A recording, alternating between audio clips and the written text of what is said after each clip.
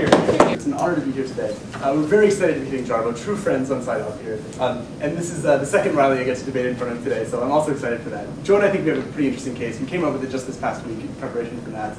What we're going to argue today is that we should have, in trials, we should have court-appointed non-adversarial experts. So this is people who give expert testimony, like medical experts, ballistics experts, should be appointed by a judge based on a list that we imagine some federal government agency should draw up. Salaries like hidden will be based on peer reviews from experts in the field. Do you guys have any questions before we get into it? How is this substantially different from the status quo where you have a crime lab that doesn't work for the prosecutor's office but is still like there to provide this kind of evidence? Well, so this would apply like so there would be no other experts meaningfully. So prosecutors and defendants wouldn't bring experts. The way we envision this is like either a prosecutor or a defense lawyer could go to the judge, request it, the judge would put in a request for an expert, and the expert would give testimony solely of their own accord. And this could be any sort of expert testimony. Who decides what expert information is brought forth? So the expert would be put on the stand, and both lawyers would be free to cross-examine the witness. Right, but like what aspect, like say, who would decide whether the psychological status of the defendant is brought forth or not? Right, so if it's deemed necessary by either side that psychological testimony from an expert is necessary, then they'll bring in the expert, put them on the stand, and either side can ask So if the prosecution says we want it, or the defense says we want it, then we bring it. Right.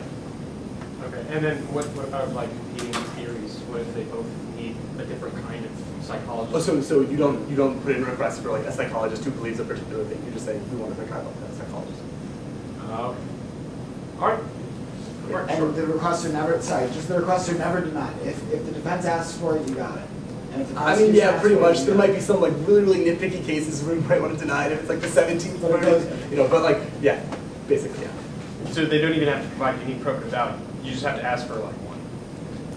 We'll say that judges have ultimate discretion in this. Okay, all right. If you guys want to debate around the edges, come on. Just trying to get all the arguments in. All right. So are we good to go? Go for it. So we have two arguments for you here today.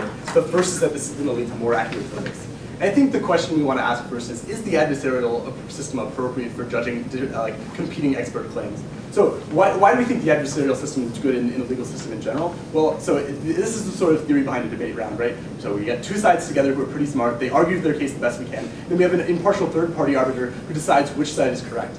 But this is only effective if judges are able to evaluate meaningfully different claims. In debate rounds, it's judges. In courtroom, it's juries. Or it could be judges too, but usually going to be juries in this sort of thing. So the problem is you get what happens in a lot of IR rounds. This is why Joe and I don't run IR cases, where both sides just make competing factual assertions about the status of Chinese foreign relationships. Joe loves to do this because he's really into China. But the point here is that judges are oftentimes unable to evaluate meaningfully between competing theories here because they're just based on factual assertions. This is especially analogous to medical and ballistic analysis, when it just does come down to factual assertions that juries, and juries literally aren't going to understand the Krebs cycle. They're not going to understand Newtonian physics and why maybe JFK's bullet caused his head to move back and to the left instead of front and to the right. So juries are just unable to evaluate competing expert claims. So the adversarial system, Joe, and I think is just inappropriate for judging competing expert testimony. So we think that all this current status quo does is have experts blind juries with science. That is just make very, very haughty rhetoric of academia that sort of not necessarily going to be won on the facts, but rather just on confidence and the sort of things that my brother used to win debate rounds on, right? So the second argument we want to make under this idea of accurate verdicts, though, is we want to ask the question: what type of verdicts, what type of experts does this get you? Because Joe and I think that's actually going to get you experts with the most extreme simplistic views. I think that this current system is going to punish nuance, punish medium ground situations. You want someone who's going to support your case because you're hiring them as an advocate for your side. That is, you're going to get someone who is actually a young Earth creationist or something and says evolution has no factual grounding. Rather than and on the other side you can have someone who says intelligent design. Well, maybe that's a bad example because it probably does have no actual grounding. But one way or another, you're going to get someone who's just the most extreme views. We also think this is probably true because it's attorneys who have weak cases otherwise who are going to be most motivated to seek out expert testimony to bolster them. And I think that's when you're going to get the really left tail end of the expert field within whatever field you're talking about here. Go ahead, Jarboe. Okay, but what about people with new theories, or theories that aren't proving it, or ideas that you just haven't had time to figure out whether or not they belong on the list?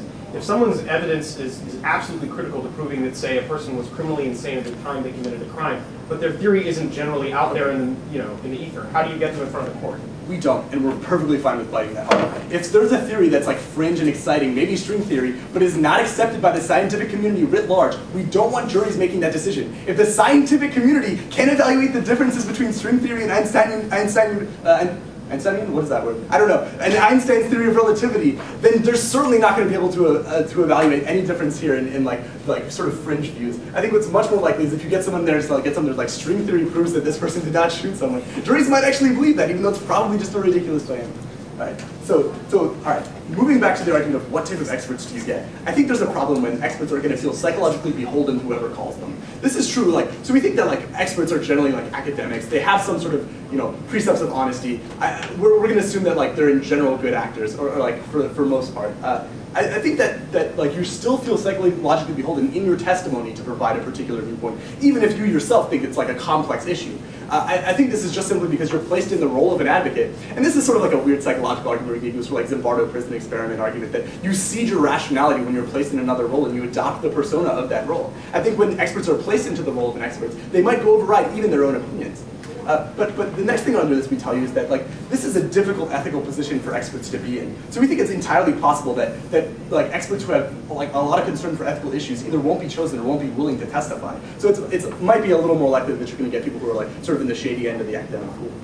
The last thing we tell you under this is that experts have incentives to signal political positions to ensure that they get hired in the future if the costs are great. So if I'm an expert on whether or not tobacco causes cancer, I have a lot of incentive to publish research that sort of hints at that I would be a very good expert to call for the tobacco lobby or something like that. The last argument we're going to give you, the sort of point C under the advocate verdict argument, if you want to title it that way, I don't really care, is that we think this gives too much credence, the status quo, to fringe views. Why is this? Well, I think when you just have two opposing views in the expert, it's hard to tell. You sort of assign them Bayesian equal priors, right? Because you have no basis for understanding ballistics or medicine or something like that. So if you assume that two sides are just sort of prior equal coming in, then it's entirely likely that one might be just totally fringe. So that is, if apparently Joe tells me that in child abuse cases, it's widely accepted fact that children have a lot of good reason not to come forward right away when they've been abused.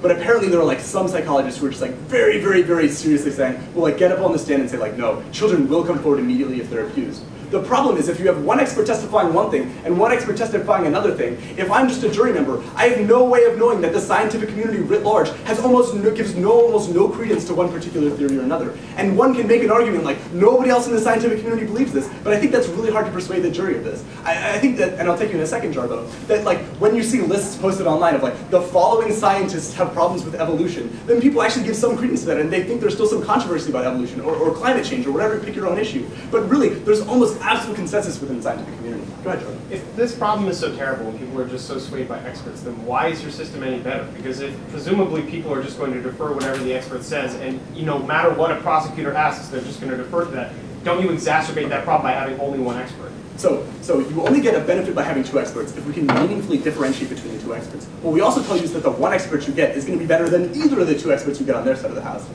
Recognize on their side of the house it's a really sharp binary. You're either all the way this way or you're all the way this way. What you're going to get on our side of the house is someone who's tempered, someone who's going to give a moderated opinion, say, maybe theory's a little unclear about this. I'm going to say that far more likely to be close to the general scientific consensus. Look, juries can make arguments about lawyers can make arguments about what they want to with regard to expert testimony. It's usually not the case that expert testimony is the sole deciding factor in a case. What we tell you is when you're going to have a case that has expert testimony, you want to make sure you get someone who's very, very close to the scientific mainstream. The second argument I want to give you today, though, is that this is going to fix two important disparities inherent in the legal system. And the first is this disparity between the wealthy and the poor. And this is a pretty simple argument, I think, that both sides now can call an expert. That is, if I'm a poor defendant, if I'm a public defender, then I can actually still have access to meaningful expert testimony that'll prove my side. I think this is really, really important at the point where now, juries are bad at evaluating claims between two competing experts, but juries are even worse at accessing truth when they only hear one view. That's exactly when they're likely to put the most credence on it, but still when you're likely to have an expert who's very biased in favor of one side, rather than have an impartial third-party observer whose will and appointment is determined by an impartial third party like the judiciary rather than the executive. And the second disparity we think is fixed is the disparity between states and defendants. That is, a lot of times, like, crime labs actually do work directly for the prosecutors because they work directly with the cops. So that is, DNA evidence is coming from the prosecutor's office, and we have no way of evaluating that truth because defendants just don't have access to the information. So I think this is going to fix, in some ways, the disparity between the state and defendants, in addition to the disparity between the rich and the poor. I think the state and defendants argument also ties into this, insofar as the state has nearly infinite wealth to tap compared to an individual defendant. On these grounds, we're very proud to propose. I thank the Prime Minister for his remarks and call upon the Leader of the Opposition to deliver an 8-minute speech deconstructing the government's case. You're here. All right. Well, thank you, Mr. Wansley, for an excellent case. Thank you to Matt for what's been a great tournament. And thank you to members of our most august House. Particularly our film crew. It's great to be filmed twice in one term. That has never happened. So I have a couple of independent points that I think in a lot of cases are just going to be observations. They're going to be things that I'm going to just need to use, take with a grain of salt and trust me on. But then I'm going to go case-side and deconstruct a lot of the arguments brought forward, because I think, well intended, this case does raise some very significant problems for the judicial system if we hope for it to continue to process cases in a way that leads to a net just outcome. So the first thing that I would begin with is that sometimes experts disagree, all right? And that sometimes it is fundamentally necessary to have more than one expert examine the same body of facts, because sometimes they will draw different conclusions, all right? Now, obviously, the two examples where this isn't the case are the most clean-cut, like DNA and ballistics. Though ballistics is somewhat more ambiguous. Like, either your blood was on the scene of the crime or it wasn't. And there aren't too many DNA experts who are going to disagree on that. But for fuzzy cases, things that are a little more abstract, like even the firing of a bullet, or whether or not someone could be determined to be criminally insane based on their mental history, or based on the stress that they'd undergone prior to that moment, you're going to need to bring in more than one person, because very, very smart people will disagree. And I think that it's really important to put as much information in front of the jury as possible. So here's why their system doesn't meet these kinds of cases. Because if you only have one person that you can ask these questions of, that person's decision, even if it lies far outside what would be the scientific consensus, if you could ask, like, say, 10 psychiatrists or 10 ballistics experts, that is all you have to go on. That's the only information that gets in front of the jury. And because there is only one expert, and it's now the state-appointed, endorsed, this is the guy we're going to believe no matter what he says, that testimony is given a huge amount of weight by the jury, which means that the right to meaningfully cross-examine that expert is significantly harmed for whoever is hurt by that person's testimony. Now, that might be the prosecution, that might be the defense. I'm willing to bet that more often than not, it's going to be the defense that is hurt by this. But the point is that we would argue more information getting in front of juries is better, because we think that they can meaningfully distinguish between someone who's a crackpot and someone who actually has reasons to believe. And sometimes, particularly in ambiguous cases, people disagree. And this isn't a small case, right? This isn't a fringe example. Like, a lot of times determining whether or not someone was criminally insane at the moment that they committed a crime will determine whether or not they're capable of getting capital punishment. So, like, lives hang in the balance on this potential question. I think that's really important. The second thing that I would talk about is that on their side of the house, because you have this list of officially endorsed state experts, you're going to rule out new theories. Now, because they didn't lay out any criteria for how you would get on the list, and I'll get to that on case, I think that's a substantive problem as well, is he admitted in a point of information there's going to be some time lag between when a theory is put out there, when it might even be considered generally scientifically credible, and when it will actually get into courtrooms. That's really bad, because it means that people will be clinging to old science, dead dogma, and using that as the determining factor in some cases. Maybe not the determining factor of guilt or innocence, but certainly it could be weighted into the punishment. And it might come down to guilt or innocence as well. So the deciding factor in these cases will be science, which may have been repudiated, disproven for months, even years, and you won't be able to get new information in front of juries, and I think that's really critical. Whereas in the status quo, you can bring this kind of information out with very little notice, because prosecutors have every incentive to seek out the latest research, to find the most credible theories. And even if it hasn't been tested a dozen times and gotten onto the state's list of, like, things we're officially willing to believe because our experts tell us that it's true, it's still credible scientific evidence that deserves to be brought into the courtroom. They rule credible evidence out, and whenever you take credible evidence out of the courtroom, I think you hurt the system of justice. You lead to more wrongful convictions and more wrongful acquittals, and we think that's really bad. The third argument that I would make, and this is, again, the one that I sort of foreshadowed at the beginning, just going to have to bear with me with this. We're going to argue juries are smart. That, like, the average person, when put into a situation where they have to determine who's telling them the truth and who's sort of bullshitting, is capable of deducing that. And we think that the reason we have juries in the first place is because we believe that this is true, all right? If he's right, and that juries are so swayed by experts that they can't meaningfully distinguish between good theories and bad theories, And that's a good argument for either not having juries or getting rid of expert testimony in general. All right? Because realize if he's right about that, then their case exacerbates this problem by meaning that people who are so stupid they can't figure out a good theory from a bad theory are only given one theory to weigh, and that's really, really bad. We think that people are smart, they'll be able to figure it out, and I think that the criminal justice system works fairly well in the status quo because we give juries this power and we trust them with that. I'm just willing to continue to trust them with this power. They have just asserted juries can't figure it out. Give me some evidence, show me why juries are so incapable of deducing what's true and what's probably not. And the fourth and the final thing that I want to talk about is plausibly the cost for experts could go up in a huge way, and net increase in the cost of trials on their side of the house, because as long as you have these people on retainer all the time, even if you only pay them by the hour, if you only have one list of people to go to, that could mean that they're more expensive. If you're taking the best people out of their field, you're only going to have the option of having like the most expensive experts. And then on the other hand, if you want to save the state money, you're going to go for the people who are least respected in their field, and that means you're going to have like more bad information in trials. And I think that at the point where people can bring in experts and they don't even have to prove probative value, you're going to have a lot of expert testimony, potentially much more expense for the justice system. Hang on, I'll impact this point and then I'll take you. The impact of that point is if you spend a hell of a lot more on trials, in general you have less, or in expert testimonies in one trial, you have less money for other trials in general. That could lead to a net harm to the justice system. We think that's significant, sure. I mean, I'm not really worried about this. We can make a pretty big list. We can have like local experts from local universities. Like, okay, we could use state universities. All right, so they're going to get up an MG and find ways to mitigate the cost point. I don't think it's a huge point this round. I wanted to put it out there. So going case study. The first thing that they talked about is more accurate verdicts, and they said they would get more accurate verdicts for a couple of reasons. They said, first of all, that the adversarial process has limits, and the major limit to it is that juries are incapable of determining good theory from bad theory. Cross upon my off-case point that I think we trust juries with this power, and if we didn't, if there really was reason to believe that juries are utterly incapable of determining good theory from bad theory, then they exacerbate that problem on their side of the house by only giving them one theory to be exposed to. And they said, look, people have an incentive to bring the least extreme, or in the status quo, people have an incentive to bring the most extreme experts. I don't think that's true. I think if you're a prosecutor and you had a choice between a crackpot and someone you knew had credibility, every single time you would try and bring in the person with credibility. So there's no necessary reason to believe that there's any incentive to bring in wild theories in the status quo. And particularly if it's going to lose you the case anyway, or if you don't think it's going to hinge on the case, like why spend the money on it? So I don't think that's a huge problem. The next thing that they talk about is that experts that don't, that have credentials, like the people who are most likely to bring experts are people who are just trying to bolster weak cases. I think this is an assertion that he gave us no evidence to believe. I think that like expert testimony is actually really common. There's a thing called the CSI effect, where like prosecutors will bring in DNA testimony just because juries expect to see it. So it's not just to bolster weak cases; it's to bolster every case, and it's usually because like who fired a gun when and where the bullet went is really, really relevant to determining the outcome of like a murder or something like that. So I don't think that's true. The next thing he said is that experts are beholden to the people that are paying them. So if a prosecutor hires an expert, he's going to slant his testimony in favor of the prosecution. I think that might be true to a degree in some cases. I don't think it's a significant harm, and here's why. First of all, I think that people, because they're conscious of their professional standing, are going to try and stay within the realms of good science so that once they leave the courtroom, they're still respected amongst their peers in the scientific community.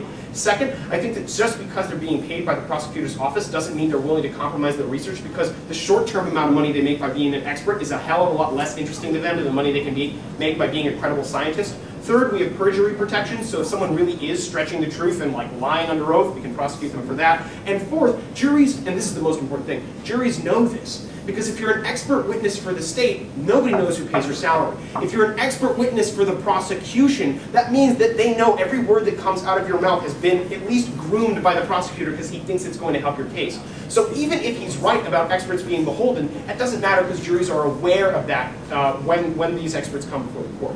The next thing they talk about is different positions. I didn't write anything under this, so I'll just go to the next point. Sorry about that. Next thing he talks about that I wrote down was that experts are going to be political. That experts have an incentive to like slant their views in order to get hired by prosecutors who like really hate the death penalty or something like this. I think that if this is true and it's a substantive harm, I'm not sure that it is. They vastly worsen this problem on their side of the house, because now your incentive isn't just to like like strengthen your views so that prosecutor A over prosecutor B is more likely to call you to trial. You have to strengthen your views to get on the state list, and presumably the people who control the state list are fewer in number than there are prosecutors in the country. So you have a far greater incentive to slant your research to political biases of the people who might hire you. I think that's really important. The next thing they talk about is you're going to bring in fringe views, and these fringe views will be given equal weight. Again, I don't think that this is necessarily true. I think juries are smart. Just because there are two experts in the room doesn't mean they're equal. Not all ideas are created equal. Not all experts are created equal. Juries know that. And the final thing he talked about is disparities between the wealthy and the poor and the prosecutor and the defense. I think that we meaningfully check for this in the status quo by allowing people in the defense to cross-examine the witnesses that the prosecution brings forward and vice versa. And moreover, this is a good argument for giving indigent defendants a facilitated right to expert testimony and allowing public defenders to call experts before the court, regardless of the expense, as long as it has probative value. There are ways to solve this problem without bringing in less evidence, and that's the bottom line. We're proud to oppose. Here, here. I thank the Leader of Opposition for his remarks and call upon the member of government to deliver an 8-minute speech reconstructing the government. Here, here.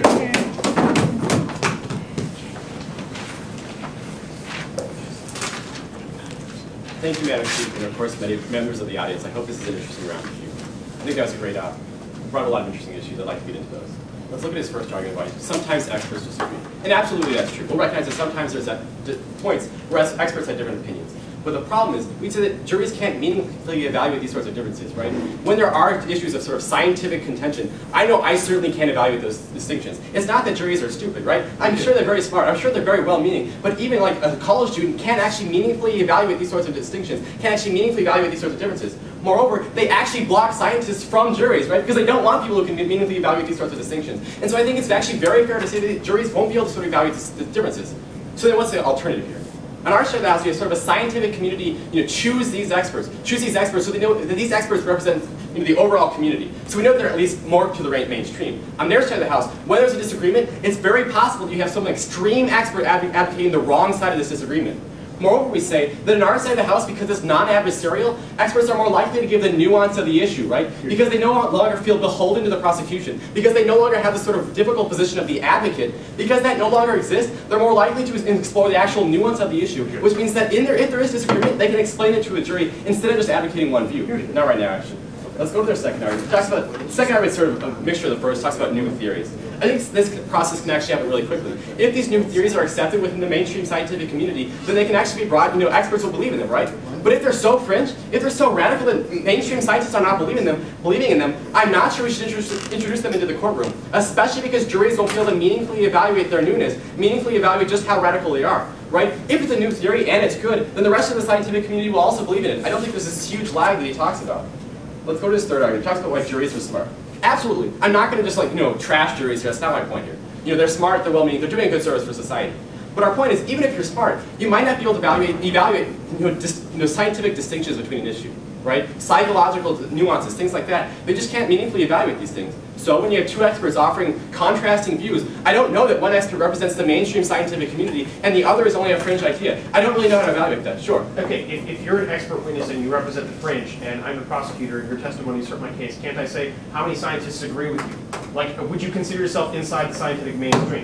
But I'm like, sure, that's powerful. But I don't think it solves the problem to the extent that we do, right? Sure, you can ask that question, but what they're going to say on the other side of the house is actually say, I am right, the majority is wrong. They're going to cast themselves as the scientist who is actually right, as opposed to the dumb majority, right? Especially when juries can't actually look at the scientific evidence because they can't evaluate these sort of scientific nuances. They can't evaluate these sorts of claims effectively. That's why we should sort of outsource this idea to the scientific community and allow them to choose experts. His last argument talks about the cost for experts, and I'd like to make it just quickly. I think it's sort of a side issue around, right? You can have sort of like a sort of big list of people who represent the scientific mainstream, who are approved by the sort of scientific community, and outside of this list would be the people who are extreme, right? The people who don't hold scientific viewpoints, things like that. This list can actually be pretty effective without just being like Greg Mankiw on economics and something like that. Moreover, I think a lot of people do it out of their goodwill. My mom does tell these cases out of her goodwill. I think it's actually pretty fine.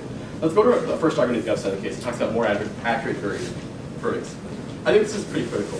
His first response says that juries are not stupid. I've already responded to that.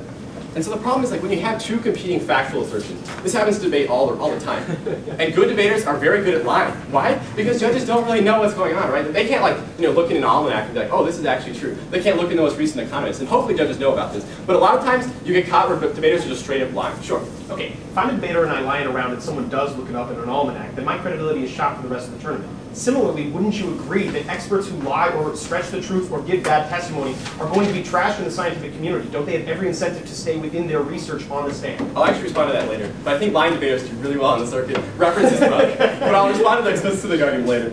Let's talk about why attorneys with weak cases are more likely to use evidence. He says it's just an assertion. And absolutely, there are some cases where an evidence, an expert is doing something for a case that's already strong. But in a lot of cases, when an attorney has no other case, he looks to the expert to sort of bolster it in some way. And when he looks to that expert, you guarantee it's going to be a weak expert, right? Because it's not going to be someone who represents the mainstream. Instead, it's going to be a fringe view who's like, all right, I found this one guy who agrees with me. I'm taking you guys. I found this one guy who agrees with me. I'm going to get him on the stand because I have nothing else to lose. So right, there are some legitimate expert attorneys, expert witnesses, but there's also this strange problem. Like when attorneys have weak cases, they're always going to look at the expert. Not right now.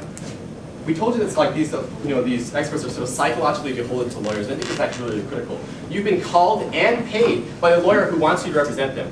And so you might actually be willing and maybe sort of find yourself psychologically, subtly fudging the differences. He says you can't perjure and things like that, that's fine. But I think it's actually more subtle than that. You just might find yourself advocating for them instead of providing a more objective expert opinion. And I think that's actually really, really critical.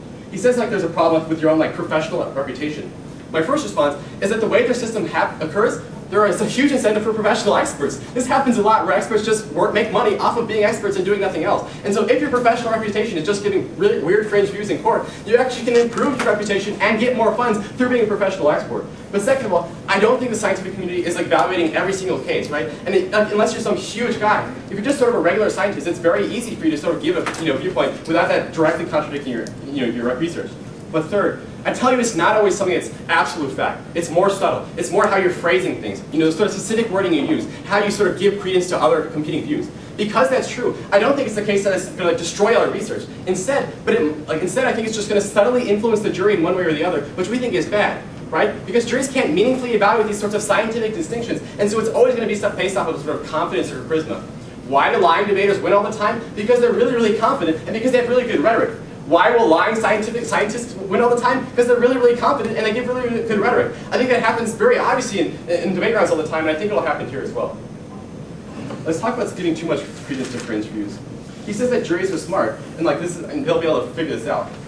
And, maybe they can sort of figure out the really, really retarded ones, right? The ones that are absolutely stupid. Maybe they can figure that out. But the problem is, they start out with equal footing. They start with sort of equal scientific validity in the jury's mind. And so I think it'll unfairly grant extra position to some sort of scientific theories that shouldn't be granted that much position.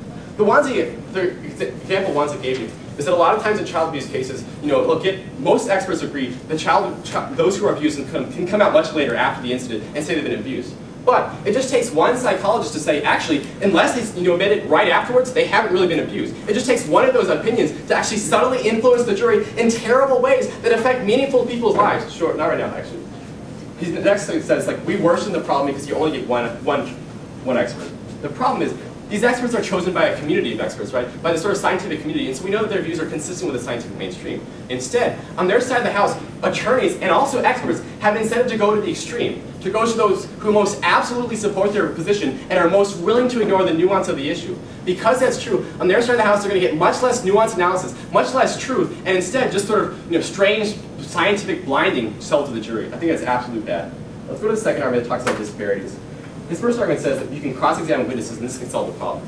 But it's obvious that that's not completely true. But there's only one witness and he's completely extreme and he's completely wrong. It's hard to actually prove that without a competing witness. On our side of the house, when you have a good witness, a good expert witness who's actually sort of verified by the scientific community, you don't have that problem. His second response is, I think, actually a case he runs about sort of subsidizing expert witnesses. The problem is, there will obviously be sort of a rich-poor disparity in terms of rich people can pay for good witnesses, while the state can only pay for this, for sort of the public defender analogy. Yeah. In our case, we can equalize that because you're drawing from the same pool of experts, and so I don't think we fight that problem as hardly as they do. And because that's true, we're glad you proposed. Here. I thank the member of government for his remarks. Call upon the member of the opposition to deliver the final construction speech round to exceed 8 minutes. Here.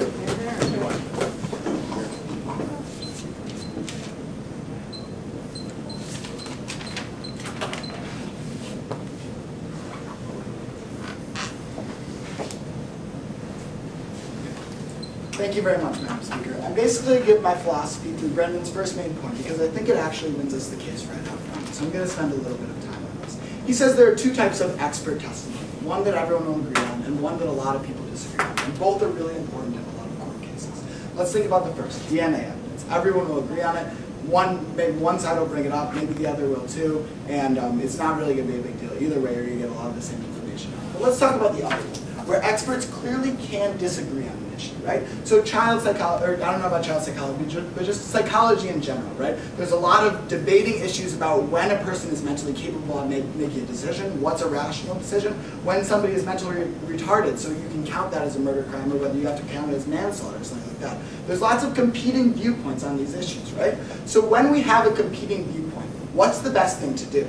Is the best thing to do to roll the dice and get one viewpoint out there, get one expert who has one particular viewpoint on that issue, and have him speak to the entire jury? Or is it better, even if the jury cannot fully analyze both sides of the house, isn't it better to get two viewpoints out there and let them make the decision, as long as there's conflicting viewpoints? A lot of the time there are a plethora of viewpoints, and we believe on our side of the house that the more evidence you get out there, the better, because the more people they hear, even if they can't analyze it to the utmost perfection, it's still much better to have all that evidence out there. Yeah. If it's the case that there's so much professional disagreement that there's no right answer, there's no harm on our side of the case because there's no wrong done. But on your side of the case, there are expert witnesses who have a clear incentive to extremize their No, views. there is a huge harm, because even though there's not any one right answer, which is the truth, you're presenting one person as an expert that has all of the right answers. You're saying the state is paying this person to stand up and be the authority of the subject. So exactly what you're doing is you're giving something with no right answer the right answer, and you're doing that by rolling the dice and simply picking some person on an arbitrary basis, which is not just. And he gave a couple of responses to this entire argument, which is that juries cannot evaluate this. But what I'm going to tell you is, first of all, Brendan told you juries are smart. But furthermore, juries are really, really good at telling who's telling the truth, and we trust them with that all the time. The example I'm going to use is this. Juries weren't at the crime scene, right? So they don't know who saw what. But we still allow them to judge the expert testimony, right? Or judge testimony in general, right? You can testify to one thing, I can testify to the other. The jury's job is to decide who's telling the truth. That's actually the job of the jury in a very substantive way. We're just doing the exact same thing here, right? They're not the expert on the crime scene, just like they're not the expert on psychology, but we can still let them choose which viewpoint they want to decide. They get to decide on the evidence. So not only are they smart, but they're particularly good at doing this. This can also come out in cross-examination, right? Maybe the jury doesn't have all the answers to why this scientist is wrong, but I'm willing to bet you that the lawyer is sitting in his courthouse looking at the credibility of the scientist, right? Looking up every single bad thing he's done, every single thing that people disagree with him about, and bringing it up in cross-examination. So the jury might not be able to be like, well, that's not really right because his analysis doesn't match there. But the lawyer is doing that, and he's going to bring all that out, and he's going to expose that to the jury, and they'll be able to take it under the account then. The last thing Brendan says under this is a lot depends on this. So a lot hangs on this expert testimony. We need as much evidence out there. I think I've proven to you why more evidence is better, even if they can't analyze it perfectly, but we're going to trust them to do that. The next thing that Brendan talks to you about is the role of new theories. And he says that, the next thing Brendan talks to you about is that there's a role of new theories, and there's a huge time lag between what really is being discovered and what we would have in the courtroom on their side of the house. And they say that it's not okay to permit it to the courtroom unless everyone believes it. But we believe that that's not true at all, right? If an expert can come up with a really good theory about why this person is crazy and it's believable to the jury, and that cross-examining lawyer can't prove anything to dissuade it, we believe it should be admissible. There is a lack in this sense, and there's no reason not to close it, right? It's a simple appeal to tradition on their side of the house. I think that's bad in a debate round. I think it's also bad in a courtroom. It's not good just to simply say, because this was right in the past, we're going to wait a really long time until the entire scientific community accepts it to establish it as precedent within the courtroom. We don't see why that needs to be the case. We think we can save lives and save a lot of truth on our side of the house, wrongful convictions, and letting people off for no reason. So the last thing Brendan talks to you about, our second class, is that juries are smart. He says that we trust them with a lot, and their reasons would be reasons that we shouldn't have juries in general. And I think I really explicated this very well, because we determined that juries, people, the common man, can find the truth in things. They can decipher whether you're telling the truth by simply your testimony, by judging the words that are coming out of your mouth. But furthermore, we have these things that Brendan speaks about, like cross-examinations, right? We depend on the lawyers to bring out even more truth. So even if the jury can't provide every single nuance within the case, we believe that that's the lawyer's role to expose them to the jury, and then the jury to judge it there. Please. If cross-examination is so good, then why are you so worried about having only one view? Why am I so worried about only having one? Because the idea that there's only one expert, right? You have a state paying and them saying that there's one expert, one authority on the subject. It's the whole predisposition that there's a single answer to a question. Cross-examination only works when there's doubt in the room, when there has to be doubt, when the juries feel like the decision is up to them. As soon as you impose on them the right answer, then they no longer trust themselves and they no longer trust the examination. All they trust is the God that's sitting on the stand testifying. The last thing that Brendan says is the cost is enormous. And they say it's not really that enormous because a lot of people do it out of goodwill. First of all, I don't think a lot of people are doing that out of goodwill. Secondly, I'd like to say that as I pointed out in a point of clarification, they're providing for every single thing, not only for the prosecution, right? So we have the line we have, but also the defendant. They put no limits on what you can bring up except the judicial discretion. I think that it is going to be an enormous cost because you're paying for both sides and you're paying for whatever each side wants. So with my remaining time, I'm going to go case side. I think I'm going to be able to dismantle the rest of what they said. The first thing that they said on their side of the house is that juries can't tell what is right or wrong. I think we've already talked a lot about this, how juries are smart, and juries are particularly good at truth-finding missions, which is basically what this is. You're deciding which person is telling the truth. I talked about this a lot, and I'll get to it even a little more later down in the case. The next thing that they talked about is that this is only going to, this will provide the most simplistic view, the most traditional view. And Brendan responded to this in saying that the people are already trying to bring in well-respected experts, right? And this is a really big point on the case, and I think they win. They say that they're going to try and bring in the most extreme experts. But what is the problem with that? The problem with that is that testimony relies on credibility, right? And it relies on credibility that the lawyer is going to bring out. So if you bring somebody on the fringes of society, then the other lawyer is going to stand up and be like, isn't it true that 99% of your peers strongly disagree with you? How do you think the jury would judge that? Therefore, you're not going to bring up somebody who 99% of his peers disagree with him. You're going to bring up somebody that's in the middle of the road and has a good viewpoint on this. So we think that because of credibility, we solve for these problems on the whole, and that's what the courtroom's all about. The next thing that we talk about is that they only use it to bolster weak cases. Brendan says, no, we use it all the time. Expert testimony is a really useful thing in the courtroom. In response to this, he says that I don't know, that again, you use it to bolster weak cases, but this isn't a harm at all on our side house, right? If they're using, like if you get a really fringe expert to try and bolster a weak case who has no credibility, they're not going to win the case based on that one expert because it's going to come out that he's not telling the truth. So it's not like a ton of people are going to get off because of this. We don't think it's a significant point of the round. The next thing that they talked about is that it's a difficult position for experts to be in. And Brendan gives you a laundry list of reasons why this is not a problem. First, they're conscientious of their professional reputation. Next, they won't compromise their research. Third, perjury can protect us. And lastly, juries can know this. Another thing I just want to add to this laundry list is that it hurts their credibility, right? Even on the witness stand, at the point where they're advocating for the defendant, it hurts your ability to believe them. If you want to be believed on the witness stand, you need to be somebody who's simply appealing to, you need to be somebody who seems unbiased in this situation, right? So it hurts your credibility on that witness stand. Furthermore, if you lie in one case, even if you depend on testifying as your profession, no one's going to hire you because it hurt your credibility, and the next cross-examining lawyer is going to bring that out. Isn't it true that you lied or advocated for your proponent in this scenario? Therefore, the jury's not going to believe them, so it'll hurt your career even if it is simply to testify. The last thing that they talk about, one more thing I want to hit on is that they said that they would try and skew their views towards certain interest groups, but you're clearly going to Brendan said that you're clearly going to skew the views towards whatever the state list believes. They brought up the child psychological viewpoint for this. So this is really bad because people will just appeal to the tradition of the state, right? We won't have any scientific advancements because scientists will be skewing their views in order to be well respected by the state to the views that are already held by the state, which we don't think is good for the technological field. The last example they bring up is child psychology, right? So if this new radical view of child psychology and everyone wants to come forward to their parents to tell them that I got raped is introduced in the courtroom, automatically the juries are going to believe that. Automatically automatically that's going to win them the case? No, I don't think so. Because we all have common logic, right? We can all think about how, maybe if I was a child that got raped by my dad when I was 2 years old, I might not want to come out and tell the whole world about it right away. So we all have these predispositions that we're going to challenge these scientific views with. It's not going to always adhere to that. The last thing they talk about is disparity between classes. We have cross-examination, and we can also solve the problems in better ways. And they said we can't afford that. They also said in the PM that the state has unlimited resources and a lot more than both sides. So we very, very strongly propose.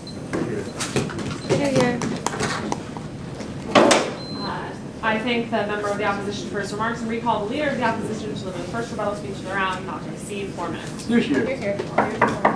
Thank you, Madam Speaker. Thank you, my partner Matt, for an excellent speech and a great tournament. Thank you to good friends inside government, and again, the members of this most best house. I think that today's debate round comes down to 3 large questions or observations. So the first question that I have is the scientific community in any way a political community? And I think that you have to realize that it is in a lot of ways. That your advancement as a scientist in a lot of ways depends on the respect you get from your peers. Now that's both good and it's bad. Let's go through how that affects the situation that we're talking about today. As Matt observed initially, when it comes to determining legal fact in a trial, you're going to have one of 2 situations. Either something is going to be scientifically unambiguous, that is to say there will be a broad consensus, like yes, this is your blood on the scene of the crime, no DNA expert would disagree, or there won't be that agreement.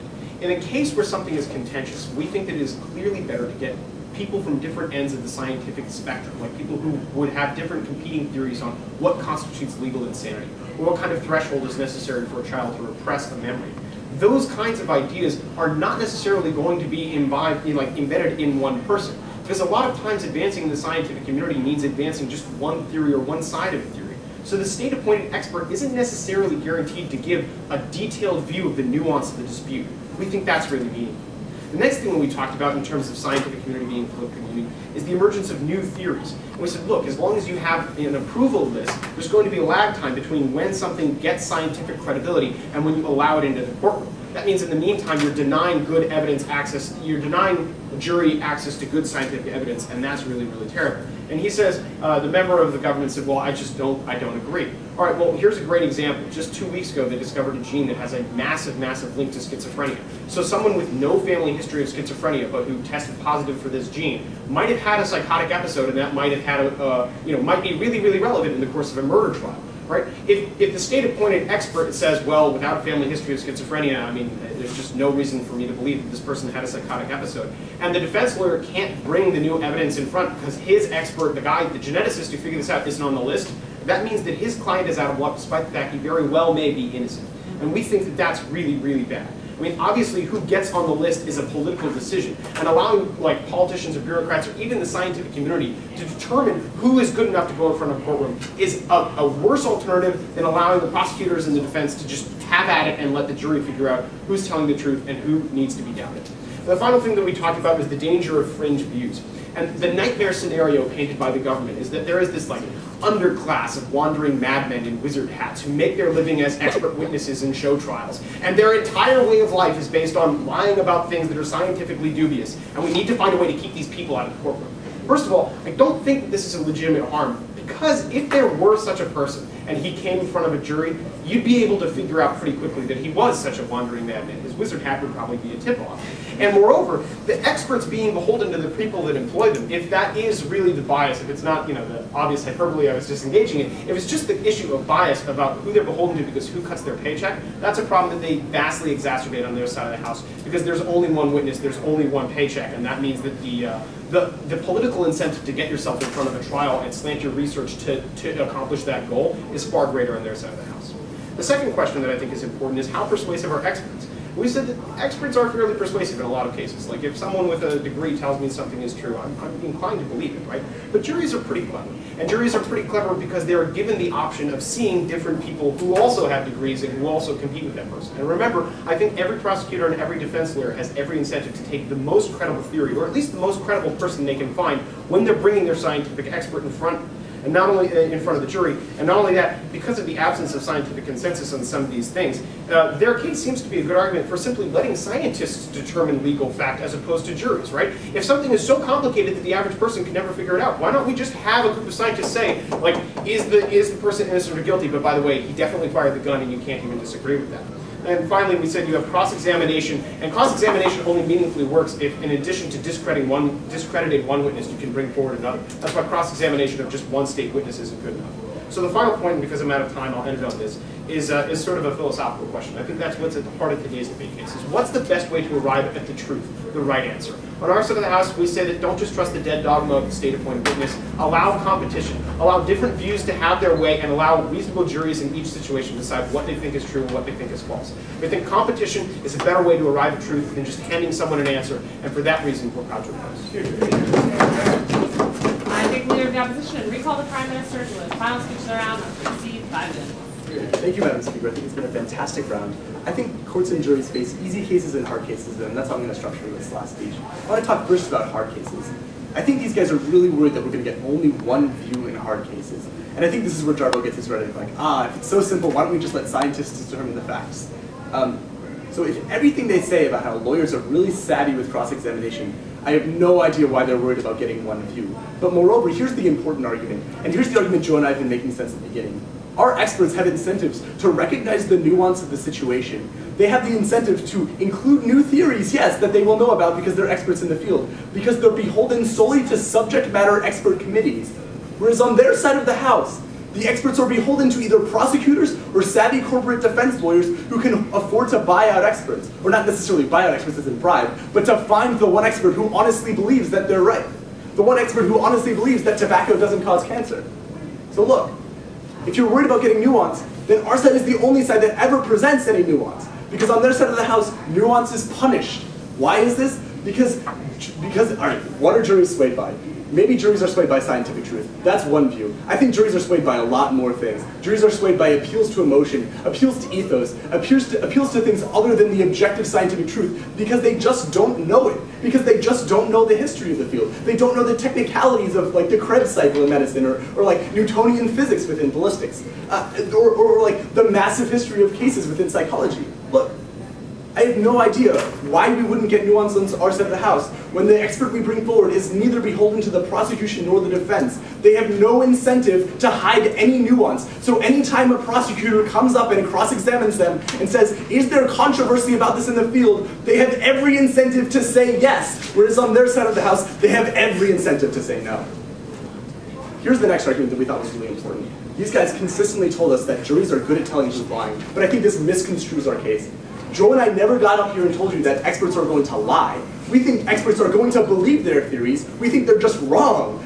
So that is, if I'm an expert, I honestly believe that children will come forward immediately if they're abused. So a jury, like whether or not you think juries are good at detecting people who are lying, juries have no ability to detect whether or not I'm scientifically correct. And I think this undercuts a lot of their offense when they tell you that juries are able to evaluate competing claims pretty well. It's not that we think juries are dumb. It's that we think they're ill-equipped to judge the scientific truth. It's not that we think they're bad judges of character or bad judges of like who's lying and who's not. It's that they're unable to evaluate complex scientific decisions. That's all we're saying.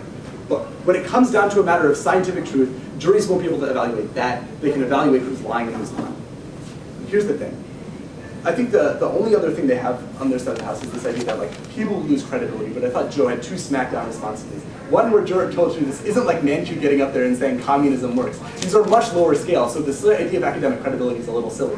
But then I think, again, this is how they've been misconstruing our case all along a little bit, is that this is much more subtle. This is wording. This is not recognizing an opposition that exists to your own theory. This is you espousing a theory that you personally believe, and just maybe like glossing over a little bit of how serious the opposition is. Some of the objections, portraying them in a less favorable light, giving straw man argumentation like that. Or the third alternative is here is someone who's like completely at the fringe anyway, at which point, they're not going to lose any credibility anyway. But let's talk about easy cases. So I think on our side of the house, we are almost never going to get easy cases wrong, where there is a broad-based scientific consensus about what actually would happen. But on their side of the house, there's actually a very good risk you get easy cases wrong. And this is the crucial third argument under our first point, where we told you that in easy cases, your juries might assign equal Bayesian priors to people who they don't have any experience in the field. So it's very difficult to say like, oh look, this guy's really, really fringe within the scientific community. Look, anyone can drop a list of like 100 scientists who think creationism is bunk, or who think creationism is true and evolution is like completely debunked scientifically. And I think this might be enough to persuade some juries who have some self-confirmation bias and want to believe this anyway, or are appealed by the rhetoric of like, oh, the man is wrong, the mainstream scientific opinion is wrong on this. I think there are a lot of ways to persuade juries other than just raw scientific fact, and I think fringe experts on easy cases might be able to get away with this. This is exactly what we were talking about when we talked about lawyers with weak cases are going to be able to seek out experts who agree with them. Look, this wasn't an assertion here. This was just an argument about incentives. If I have a weak case, I need expert testimony to bolster that. If I'm going to go and search until I find the one guy who thinks that children won't come forward right away, I can do that. And then I can portray it as at least a much more equal position than it otherwise would have been. I think when you ask a jury to evaluate whether or not a child's going to come forward, they're not going to do it correctly. They're not going to be able to evaluate the complex psychology because they just are unaware of the complexities of the fields. But the last thing I want to talk about briefly, and I think I'm very sad this is an issue that's dropped out of the round a little bit, is I think we actually do solve two very important disparities within the system. And I think their plan that they sort of like half-assedly assert up here, this other case that apparently they run, about we should like subsidize public defenders' access to expert testimony or something like that, I don't think that's going to solve the problem. Joe told you a really good response to this where he says that this just creates like you can get like the bad expert if you're a public defender, you can get a sweet expert if you're a savvy corporate defense lawyer or something like that, or if you're a savvy like prosecutor or something like that.